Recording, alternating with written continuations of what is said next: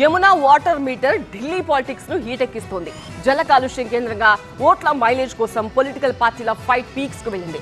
అలాగే chief election commissioner పై కేజ్రీవాల్ సంచలన వ్యాఖ్యలు మరింత సంచలనంగా మారాయి. ఢిల్లీ ప్రజలతో విషజలాలను తాగిస్తున్నారని బీజేపీ కాంగ్రెస్ పై కన్నెర చేశారు కేజ్రీవాల్. అధిక మోతాదులో అమోనియా కలిసిన యమునా జలాలను ఢిల్లీకి సరఫరా చేస్తున్నారని హర్యానా సర్కార్ పై తీవ్ర విమర్శలు చేశారు ఆయన.